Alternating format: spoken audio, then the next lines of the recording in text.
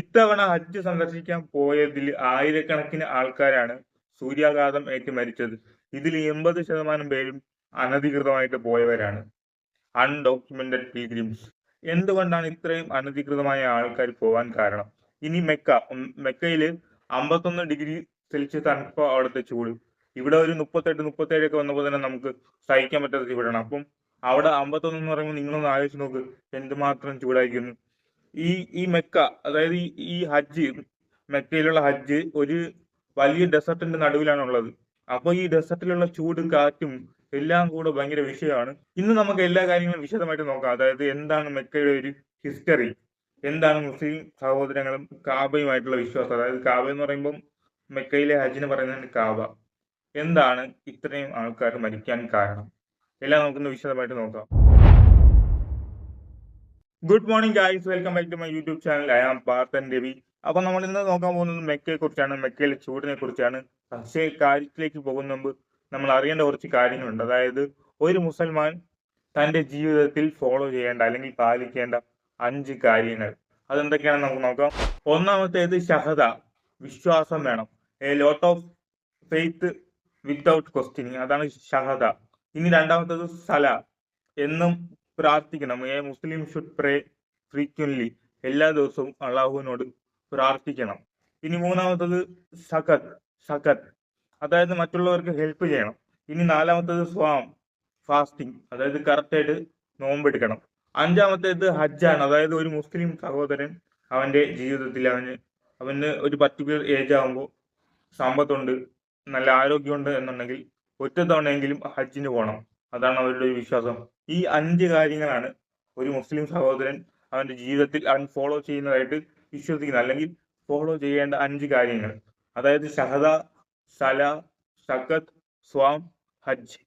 ഇനി എന്താണ് ഹജ്ജിന്റെ ഹിസ്റ്ററി, അത് നോക്കുകയാണെങ്കിൽ ആയിരക്കണക്കിന് വർഷങ്ങൾക്ക് മുൻപ് പ്രൊഫറ്റ് ഇബ്രാഹിമും അദ്ദേഹത്തിന്റെ മകൻ ഇസ്മായിലും ചേർന്ന് ഒരു സ്ട്രക്ചർ ഉണ്ടാക്കി, അതിന് കാബ എന്ന പേര് കൊടുത്തു. അതാണ് വിശ്വാസം. ഇന്ന് മുസ്ലിം സഹോദരന്മാര് വളരെ വിശ്വാസത്തോടെ കാണുന്ന ഒന്നാണ് കാബ. അതായത് മിക്ക ഫോട്ടോഗ്രാഫറിൽ നമുക്ക് കാബ കാണാൻ കഴിയും, അതായത് ഹജ്ജ് കാണാൻ കഴിയും. അപ്പൊ അവർ അത്രയും വിശ്വാസത്തോടെ കാണുന്ന ഒരു സംഭവമാണ് ഹജ്ജ്. സൗദി അറേബ്യയിലെ മെക്ക എന്നൊരു സ്ഥലത്താണ് ഈ കാബ സ്ഥിതി ചെയ്യുന്നത്. നമ്മളിപ്പം എല്ലാവരും പറയുന്നത് മെക്ക എന്നാണ്, പക്ഷേ അത് കാബ എന്നാണ് യഥാർത്ഥ പേര്. നമ്മൾ മെക്ക എന്ന് പറയുന്നത് അവിടുത്തെ ഒരു സൗദി അറേബ്യയിലെ ഒരു സ്ഥലമാണ്. ആ മെക്കയിലുള്ള ഒരു പർട്ടിക്കുലർ പ്ലേസ് അല്ലെങ്കിൽ ഒരു ആരാധനാലയം, അതാണ് കാബ. ഒരു പർട്ടിക്കുലർ സ്ട്രക്ചറാണ് കാബ. കാബയിൽ ഒരു കറുത്ത കല്ലുണ്ട്, അതിനറിയപ്പെടുന്നത് അൽ ഹജർ അൽ അസ്വാഡ്. അൽ ഹജർ അൽ അസ്വാഡ്, ഇത് സ്വർഗത്തിൽ നിന്ന് വന്ന ഒരു കല്ല് എന്നാണ് അവരുടെ ഒരു വിശ്വാസം. ഇത് ആദ്യകാലങ്ങളിൽ ഈ കല്ല് നല്ല പ്യുവർ വൈറ്റ് ആയിരുന്നു. പിന്നീട് മനുഷ്യന്മാരുടെ പാപങ്ങൾ കാരണം ഇത് കറുത്ത കല്ലായി മാറി. അങ്ങനെ ഇതിപ്പം കാബയിൽ വെച്ചിട്ടുണ്ട്. ഇനി മെക്ക എപ്പോഴും അവിടെ തന്നെ ഉണ്ടല്ലോ, പിന്നെന്താണ് ഈ മാസം അല്ലെങ്കിൽ ഇപ്പൊ ഇത്രയും തിരക്കെന്ന് നോക്കിക്കഴിഞ്ഞാൽ, അതായത് പ്രോഫറ്റ് ഇബ്രാഹിമും അദ്ദേഹത്തിന്റെ മകൻ ഇസ്മായിലും കാബ എന്നൊരു സ്ട്രക്ചർ ഉണ്ടാക്കിയപ്പോൾ ഇതിനെ ആരാധിക്കാൻ അല്ലെങ്കിൽ ഇവിടേക്ക് വരാനായിട്ട് ഒരു പർട്ടിക്കുലർ റൊട്ടീൻ ഉണ്ടാക്കി വെച്ചിട്ടുണ്ട്. അതായത് എപ്പോൾ വരണം, എങ്ങനെ ആരാധിക്കണം. അതിൽ ഒരു മുസ്ലിം കലണ്ടർ, അതായത് അറബിക് കലണ്ടറിൽ ദു അൽ ഹിജ, ദുവാജ്, അങ്ങനെ എന്തോ പറയുന്നത്, കറക്റ്റായിട്ട് എനിക്ക് പറയാനായിട്ട് അറിയില്ല, അറബി എനിക്കറിയില്ല. അപ്പോൾ ഈ ഒരു മാസമുണ്ട്, അതായത് നമ്മളെ ഇവിടെ ജനുവരി ഫെബ്രുവരി എന്ന് പറയുമ്പോൾ അവർക്ക് അറബിക് കലണ്ടറിൽ ഒരു മാസമുണ്ട്. ആ മാസം ആണ് എല്ലാവരും മെക്കയിലേക്ക് പോകുന്നത്. ഇത് നമ്മുടെ മോഡേൺ കലണ്ടറുമായിട്ട് നോക്കുമ്പോൾ വരുന്നത് ഈ മാസമാണ്. അതായത് നമ്മുടെ ഇപ്പോഴത്തെ ജൂലൈയിലാണ് അവിടുത്തെ ആ മാസം വരുന്നത്. അത് ഞാൻ വിശദമായിട്ട് പറഞ്ഞുതരാം. ഒരു ഹജ്ജ് യാത്ര എന്ന് പറയുമ്പോൾ ഒരു മുസ്ലിം സഹോദരനെ സംബന്ധിച്ച് അത് അവന്റെ ജീവിതത്തിൽ അവൻ ചെയ്യുന്ന ഏറ്റവും വലിയ കാര്യമാണ്. നമ്മളും അങ്ങനെയൊക്കെയല്ലേ, അതായത് ഓരോ മതത്തിൽ നമ്മൾ വിശ്വസിക്കുമ്പോൾ നമ്മളിപ്പോൾ വേളാങ്കണ്ണി പോകുന്നു, ശബരിമലയ്ക്ക് പോകുന്നു, അതൊക്കെ പോകുന്നത് ഒരു പർട്ടിക്കുലർ മന്തിൽ പോകുന്നതാണ്. അതേപോലെ തന്നെയാണ് മുസ്ലിം സഹോദരന്മാര് ഹജ്ജിലേക്ക് പോകുന്നത്. പിന്നെ ഒരു കാര്യം, ഞാൻ ഈ പറഞ്ഞതിൽ എന്തെങ്കിലും മിസ്റ്റേക്ക് ഉണ്ടെങ്കിൽ മുസ്ലിം സഹോദരന്മാർ തന്നെ താഴെ കമന്റ് ബോക്സിൽ അതൊന്ന് തിരുത്തിയിട്ട് കഴിഞ്ഞാൽ ബാക്കിയുള്ളവർക്കും അത് മനസ്സിലാക്കാൻ കഴിയും. ഇപ്പൊ ഞാൻ പറയുന്ന ഈ വാക്കുകളൊക്കെ ശരിയാണോ എന്നുള്ള കാര്യം നിങ്ങളൊന്ന് നോക്കിയിട്ട് താഴെ കമന്റ് ഇടണം. ഓക്കെ. ഇനി ഹജ്ജ് യാത്ര എന്ന് പറയുമ്പോൾ അതിനൊരു പർട്ടിക്കുലർ പ്രോസസ് ഉണ്ട്. അതായത് ഒറ്റ ദിവസം പോയി വരാം അങ്ങനത്തെ ഒരു യാത്രയല്ല ഇത് കുറച്ച് ദിവസം എടുക്കുന്ന ഒരു യാത്രയാണ്. അതായത് ഇതിനൊരു പർട്ടിക്കുലർ പ്രോസസ് ഉണ്ട്. അത് ഞാൻ കറക്റ്റായിട്ട് പറഞ്ഞുതരാം. അതായത് ഒരാൾക്ക് ഇന്ത്യയിൽ നിന്നും മെക്കയിലേക്ക് പോകാൻ ഏകദേശം ഒരു 2 ലക്ഷം മുതൽ 3 ലക്ഷം രൂപ വരെ ചിലവാകും. ഇതിനകത്ത് ഇൻക്ലൂഡ് ആവുന്നത് വിസ, അക്കോമഡേഷൻ, അതുപോലെ തന്നെ ഫ്ലൈറ്റ് ടിക്കറ്റ്, ഇതെല്ലാം ഉൾപ്പെടെ ഒരു 2 മുതൽ 3 ലക്ഷം രൂപ വരെ ആവും. ഇത് ഒരു കറക്റ്റ് കണക്കാണെന്ന് ചോദിച്ചാൽ കറക്റ്റ് കണക്കല്ല, ഇന്റർനെറ്റിൽ അവൈലബിൾ ആയിട്ടുള്ള കണക്കാണ് ഇത്. ഇനി ഹജ്ജ് വിസിറ്റ് ചെയ്യാൻ ഇന്ത്യയിൽ നിന്ന് ആൾക്കാർ പോകുമ്പോൾ തന്നെ മില്യൺസ് ഓഫ് പീപ്പിൾ ആണ് വേറെ കൺട്രിയിൽ നിന്നൊക്കെ വരുന്നത്. ഇപ്പം ഈ ഹജ്ജിൽ സൂര്യാഘാതം ഏറ്റു മരിച്ചതിൽ ഏറ്റവും കൂടുതൽ മരിച്ചത് ഈജിപ്തുകാരാണ്. അപ്പൊ അതേപോലെ ഒരുപാട് സ്ഥലങ്ങളിൽ മില്യൺസ് ഓഫ് ആൾക്കാരാണ് ഹജ്ജിലേക്ക് വരുന്നത്. അക്കോമഡേഷൻ എന്ന് പറയുമ്പോൾ മിന എന്നൊരു പ്ലേസ് ഉണ്ട്. അതായത് ഡെസർട്ടിനകത്ത് തന്നെ മിന എന്നൊരു പ്ലേസ് ഉണ്ട്. ആ പ്ലേസിൽ ചെറിയ ചെറിയ ടെന്റുകൾ. ഈ ടെന്റുകളെല്ലാം ഫയർ പ്രൂഫ് ആണ്. ഇങ്ങനത്തെ ടെന്റുകളിലാണ് അതിൻ്റെ അകത്ത് ആൾക്കാർ താമസിക്കുന്നത്. ഈ ടെന്റിനകത്ത് AC ഉണ്ട്, അങ്ങനത്തെ എല്ലാ കാര്യങ്ങളുണ്ട്. ഈ ടെന്റുകളെല്ലാം ഫയർ പ്രൂഫ് ആണ്. ഈ ടെന്റിനകത്ത് ACയും കൂളറും എല്ലാം കിട്ടും. അപ്പോൾ മിന എന്നൊരു പ്ലേസിലാണ് അവർ താമസിക്കുന്നത്. ഈ ടെന്റുകളെല്ലാം ഫിനാൻഷ്യൽ കപ്പാസിറ്റികൾ അനുസരിച്ച് ഓരോ കാറ്റഗറികളായിട്ട് തിരിച്ചിട്ടുണ്ട്. ഒന്നാമത്തത് സ്റ്റാൻഡേർഡ് കാറ്റഗറി, രണ്ടാമത്തത് ഹൈ എൻഡ് കാറ്റഗറി, മൂന്നാമത്തത് എക്സ്ട്രീം ഹൈ എൻഡ് കാറ്റഗറി. ഈ കാറ്റഗറികൾ അനുസരിച്ച് നമുക്ക് അവിടെ പോയി താമസിക്കാം.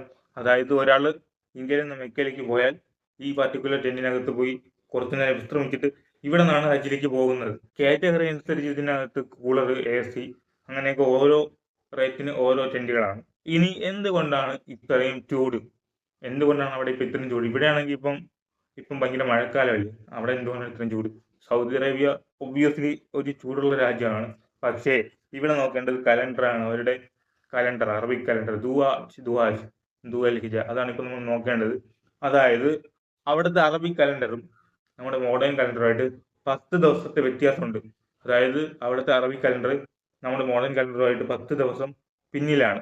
അത് ഞാൻ കറക്റ്റായിട്ട് പറഞ്ഞുതരാം. അതായത് ഇത്തവണ അവര് ജൂണിലാണ് അവിടെ ഹജ്ജ് സന്ദർശിക്കാൻ പോകുന്നതെങ്കിൽ അടുത്ത വർഷം പോകേണ്ടത് മെയ് ആണ്. അതിന്റെ അടുത്ത വർഷം അത് ഏപ്രിലാവും. അങ്ങനെയാണ് പോകുന്നത്. അതായത് ഒരു അറബിക് കലണ്ടർ, അതായത് ഹജ്ജിന് പോകുന്ന അറബിക് കലണ്ടർ വെച്ചിട്ട് 33 വർഷം കൊണ്ടാണ് അവിടുത്തെ സീസൺ കറങ്ങി വരുന്നത്. കാര്യം മനസ്സിലായോ? റെയിനി സീസൺ, അതുപോലെ തന്നെ സമ്മർ സീസൺ, കോൾഡ് സീസൺ, ഇതെല്ലാം കറങ്ങി വരാനായിട്ട് 33 വർഷം എടുക്കും. 5-6 വർഷം കഴിയുമ്പോൾ അവിടെ ഹജ്ജ് സന്ദർശിക്കേണ്ടത് ഡിസംബറിലായിരിക്കും. അപ്പം എന്ത് പറ്റും? ഭയങ്കരമായ തണുപ്പ് കൊണ്ട് ആൾക്കാർ മരിക്കാനുള്ള സാധ്യതയുണ്ട്. ഇപ്പം മരിക്കുന്നത് ചൂടാണെങ്കിൽ അന്ന് ആൾക്കാർക്ക് അപായം സംഭവിക്കുന്നത് തണുപ്പ് കൊണ്ടായിരിക്കും, ശൈത്യം കൊണ്ടായിരിക്കും. അത് കഴിഞ്ഞ് കുറച്ച് വർഷം കഴിയുമ്പോൾ അവിടെ ഭയങ്കര മഴയായിരിക്കും. അങ്ങനെ മാറി വരും. ഹജ്ജിന്റെ സീസൺസ് മാറും. ഇപ്പൊ നിങ്ങൾക്ക് കാര്യം മനസ്സിലായി എന്തുകൊണ്ടാണെന്നുള്ളത്. 10 ദിവസം ഗ്യാപ്പ് വരുമ്പോൾ ഇത് ഒരു സീസൺ കറങ്ങി വരാൻ 33 വർഷം എടുക്കും. അതേപോലെ ഈ മാസം ഇപ്പം പോകുന്നത് ജൂൺ ആണെങ്കിൽ അടുത്ത് പോകേണ്ടത് മെയ് ആയിരിക്കും, ഇപ്പൊ ഏപ്രിലായിരിക്കും. അങ്ങനെയാണ് പോകുന്നത്. സൗദി അറേബ്യയിലെ പഠനങ്ങൾ പ്രകാരം ഇപ്പൊ അവിടെ 0.4 ഡിഗ്രി സെൽഷ്യസ് ഓരോ ഡീക്കേഡും കൂടുന്നുണ്ട്. അപ്പോൾ ഒരു 10 ഡീക്കേഡ് ആകുമ്പോൾ എത്ര ചൂട് കൂടും എന്നുള്ളത് നിങ്ങൾ നോക്കിക്കൊള്ളണം. അത് പോയിട്ട് 2047, 2050 ഇനി അവിടെ ചൂട് സീസൺ വരാൻ പോകുന്നത്, അതായത് ഹജ്ജിന് പോകുന്നവർക്ക് ചൂട് സീസൺ വരാൻ പോകുന്നത് 2047, 2050 ആയിരിക്കും. അപ്പോഴേക്കും അവിടുത്തെ മാക്സിമം പീക്ക് ലെവൽ എത്തുമെന്നാണ് പറയുന്നത്.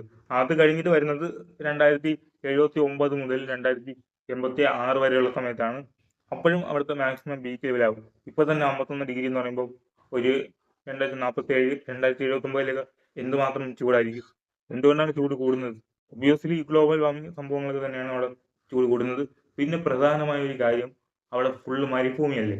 അപ്പൊ പിന്നെ ഒബ്വിയസ്ലി ചൂട് കൂടാതിരിക്കുമോ? അപ്പോൾ അവിടുത്തെ എക്സ്ട്രീം പീക്ക് ലെവലാകും. ഇനി രണ്ടാമത്തെ കാര്യം, അവിടെ ഭയങ്കരമായ ക്രൗഡാണ്, അതായത് ഓവർ ക്രൗഡാണ്. ഓരോ വർഷവും ഹജ്ജിൽ നിന്നും കിട്ടുന്ന വരുമാനം, അതായത് മെക്കയിൽ നിന്നും സൗദി അറേബ്യക്ക് കിട്ടുന്ന വരുമാനം $12 മില്യൺ ആണ്. അതായത് അവർ കാണുന്നത്, അവിടുത്തെ ഒരു ടൂറിസ്റ്റ് ആയിട്ടാണ് കാണുന്നത്, $12 മില്യൺ ഓരോ വർഷവും ഹജ്ജിന്റെ വരുമാനമായിട്ട് അവർക്ക് കിട്ടുന്നത്. അതായത് മെക്കയുടെ വരുമാനമായിട്ട് അവർക്ക് കിട്ടുന്നത്. എത്ര ആർമി ഉണ്ടെന്ന് പറഞ്ഞാലും അത് അവർക്ക് കൺട്രോൾ ചെയ്യാൻ പറ്റുന്നതിനും അധികമാണ്. പിന്നെ അൺഡോക്യുമെന്റഡ് പിൽഗ്രിംസ്, അത് ഞാൻ കറക്റ്റായിട്ട് പറഞ്ഞുതരാം. ഇപ്പൊ എന്തായാലും മെക്ക എന്ന് പറയുമ്പോൾ ഒരു വലിയ ഡെസർട്ടാണ്. ഈ ഡെസർട്ടിൽ മില്യൺസ് ഓഫ് ആൾക്കാർ വന്ന് ഒരുമിച്ചിറങ്ങുന്നത് നിങ്ങളൊന്ന് ആലോചിച്ച് നോക്ക്. ഇപ്പൊ നമ്മൾ മെക്കയുടെ വീഡിയോ എടുത്ത് നോക്കിയാൽ കാണാം, ജനത്തിന്റെ തിരക്കാണ്. അതായത് ഒരു ഗ്യാപ്പില്ല അതിൻ്റെ അകത്ത്.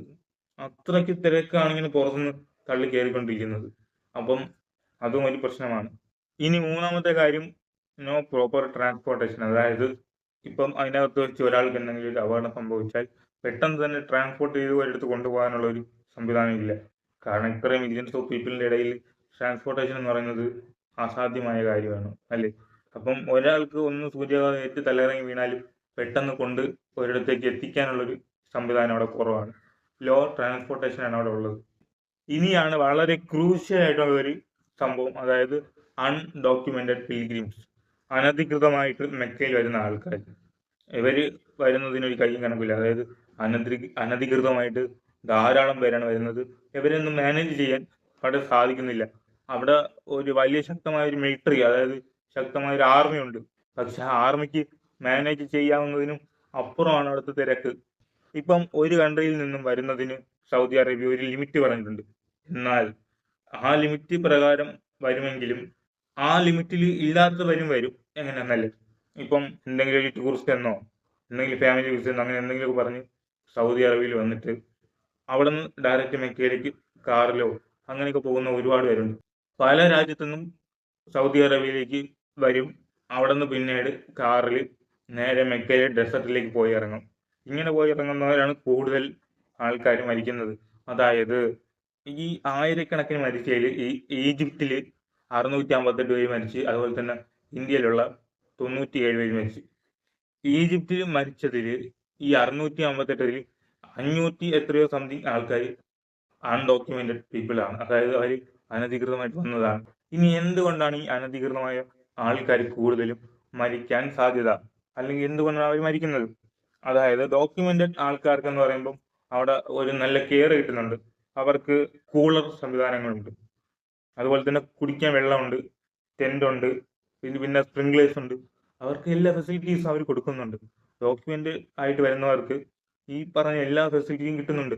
വെള്ളം കിട്ടുന്നുണ്ട്, താമസിക്കാൻ ടെന്റ് കിട്ടുന്നുണ്ട്, എല്ലാം കിട്ടുന്നുണ്ട്, ഫുഡ് കിട്ടുന്നുണ്ട്, എല്ലാം ഉണ്ട്. എന്നാൽ അൺഡോക്യുമെന്റഡ് വരുന്നവർക്ക് ഇതൊന്നും കിട്ടുന്നില്ല. വെള്ളമില്ല, സ്പ്രിംഗ്ലേഴ്സ് ഇല്ല, പിന്നെ കൂളർ ഇല്ല, AC ഇല്ല, ഒന്നുമില്ല. അതാണ് അവിടെ ഏറ്റവും കൂടുതൽ അനധികൃതമായ ആൾക്കാർ മരിക്കാൻ കാരണം. ഒന്നാമത് ഭയങ്കര ചൂടാണ്, ചൂട് കാറ്റാണ്. അവിടെ അവർക്ക് ACയും കൂളറൊന്നും ഇല്ലാതെ പിടിച്ചു നിൽക്കാൻ പറ്റില്ല. അറ്റ്ലീസ്റ്റ് വെള്ളമെങ്കിലും വേണ്ടേ. പക്ഷെ അൺഡോക്യുമെന്റഡ് വരുന്നവർക്ക് വെള്ളമൊന്നും കിട്ടുന്നില്ല. അതാണ് അനധികൃതമായിട്ട് വരുന്ന ആൾക്കാർ മരിക്കാൻ കൂടുതൽ കാരണം. അഞ്ചാമത്തെ കാരണം അത് ഓൾഡ് പീപ്പിൾസ് ആണ്. അതായത് ഇത്തിരി പ്രായം ചെന്നവരാണ് ഹജ്ജിന് വരുന്നത്. അങ്ങനെയാണ് അവരുടെ ഒരു വിശ്വാസം. ഈ പ്രായം ചെന്നവർ വരുമ്പോൾ അവർക്ക് ഈ ചൂടൊക്കെ ഒന്ന് ദേഹത്തടിച്ചാലും അത് പിടിച്ചു നിൽക്കാൻ അധികം പേർക്കും കഴിയും എന്ന് തോന്നുന്നില്ല. അതായത് അവർക്ക് ഓൾറെഡി ഹെൽത്ത് ഇഷ്യൂസ് ഉണ്ടാവും. അതിൻ്റെ കൂടെ ഈ ചൂടും ഇതെല്ലാം അവർക്ക് ഏൽക്കാൻ പറ്റില്ല. അത് പോയിട്ട് അവർ കാണുന്നത് മെക്ക സ്വർഗമായിട്ടാണ്. അതായത് മെക്കയിൽ വെച്ച് ഒരാൾക്ക് ഒരു അപകടം സംഭവിച്ച് മരിച്ചാൽ അവർ സ്വർഗത്തിൽ പോകുമെന്നൊക്കെയാണ് അവരുടെ വിശ്വാസം. ഇത് ശരിയാണെന്നുള്ളത് എനിക്കറിയില്ല, ഞാൻ പണ്ട് മുതൽ കേട്ടതാണ്. ഇങ്ങനെ മരിക്കുന്നവരെ നാട്ടിലേക്ക് കൊണ്ടുവരില്ല, അത് അവിടെ തന്നെ അടക്കും. അതായത് അവിടെ ഒരു ശ്മശാനം, അതായത് സെമിത്തേരി, കബർ അടക്കും. കബർ അവിടെ മെദീന, മെക്കയുടെ അടുത്തുള്ള സ്ഥലമാണ് മെദീന. മെദീനയിൽ തന്നെ അവരെ അടക്കും. അൺഡോക്യുമെന്റഡ് ആയിട്ട് വരുന്നവർക്ക് ട്രാൻസ്പോർട്ടേഷൻ ഒന്നും കറക്റ്റ് കിട്ടുന്നില്ല. അത് പോയിട്ട് അവർക്ക് വെള്ളമില്ല. ഇതൊക്കെ തന്നെയാണ് അവിടെ കൂടുതൽ അനധികൃതമായിട്ട് ആൾക്കാർ മരിക്കാനുള്ള കാരണം. ഇനി നോക്കിക്കഴിഞ്ഞാൽ ഇത്തവണയാണ് ഇത്രയും ആൾക്കാർ മരിച്ചത്. ഇതിനു മുമ്പ് 1990-ലും 2005-ലും ഒക്കെ സമാന രീതിയിൽ അത്യാവശ്യം ആൾക്കാർ മരിച്ചിട്ടുണ്ടായിരുന്നു.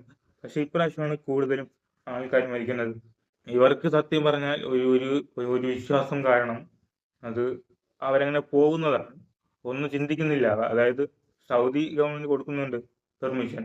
ആ പെർമിഷനും കൂടുതലായിട്ട് പോയി കഴിഞ്ഞാൽ പിന്നെ അവരെന്ത് ചെയ്യാനാണ്? ഇപ്പം ഹജ്ജിൽ ഇത്തവണ അല്ലെങ്കിൽ അടുത്ത തവണ ആയാലും പോകും. അതുകൊണ്ട് കുറച്ച് സമാധാനത്തിൽ ആലോചിച്ച് ഒക്കെ വേണം കാര്യങ്ങൾ ചെയ്യാൻ. മാക്സിമം ഡോക്യുമെന്റഡ് ആയിട്ട് പോകാൻ ശ്രമിക്കുക. അതാകുമ്പോൾ നിങ്ങൾക്ക് അവിടുത്തെ വാട്ടർ ഫെസിലിറ്റി, ഇത്തിരി കുടിവെള്ളമെങ്കിലും കിട്ടും. ഓക്കെ. പിന്നെ ഹജ്ജിന് പോവുക എന്ന് പറയുന്നത് അത്യാവശ്യം കോസ്റ്റ്ലിയാണ്. അതായത് 2 മുതൽ 3 ലക്ഷം രൂപ വരെ കോസ്റ്റ്ലിയാണ്. ഈ ചില സ്ഥലങ്ങളിൽ അവിടുത്തെ ലോക്കൽ ഗവൺമെന്റ് തന്നെ അവരെ സപ്പോർട്ട് ചെയ്യുന്നുണ്ട്. ഹജ്ജിന് പോകണമെങ്കിൽ പോയിട്ട് വാന്ന് പറഞ്ഞിട്ട് അവർക്ക് അത്യാവശ്യം പൈസ കൊടുക്കുന്നുണ്ട്. അങ്ങനെയുള്ള എന്തൊക്കെയോ സ്കീമൊക്കെ ഗവൺമെന്റ് കൊടുക്കുന്നുണ്ട്. കേരളത്തിലുണ്ടോന്നുള്ള കാര്യം എനിക്കറിയില്ല. അതായത് തമിഴ്നാട്ടിലും ആന്ധ്രയിലൊക്കെ ആ ഒരു സംഭവമുണ്ട്. അവിടുത്തെ ഗവൺമെന്റ് തന്നെ അത്യാവശ്യം പ്രായം ചെന്ന ആൾക്കാർക്ക് ഹജ്ജിന് പോകാൻ വേണ്ടിയിട്ടുള്ള എല്ലാ സപ്പോർട്ടും കൊടുക്കുന്നുണ്ട്. പിന്നെ ലീഗൽ സപ്പോർട്ടൊക്കെ കിട്ടുമ്പോഴത്തേക്ക് അവർക്ക് എന്തായാലും പോകാൻ സാധിക്കും. അപ്പോൾ മാക്സിമം ഡോക്യുമെന്റഡ് ആയിട്ടൊക്കെ പോകാൻ ശ്രമിക്കുക. അതായിരിക്കും ഏറ്റവും കൂടുതൽ സേഫ്.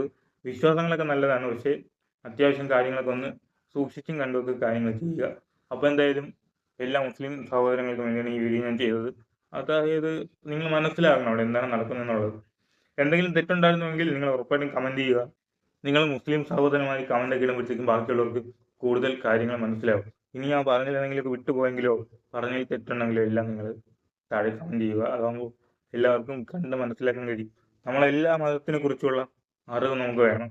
എന്താണ് അവിടെ നടക്കുന്നതെന്നും എന്താണ് അവരുടെ വിശ്വാസമെന്നും അതെല്ലാം നമ്മൾ മാനിക്കണം. അതായത് എല്ലാ മതങ്ങളും വേണം. അപ്പൊ എന്തായാലും ഞാൻ പോവുകയാണ് ഗൈസ്. അടുത്ത ദിവസം, അതായത് നാളെ ഒരു പുതിയ വീഡിയോ ആയിട്ട് വരാം. അപ്പൊ എല്ലാവർക്കും ബൈ ബൈ.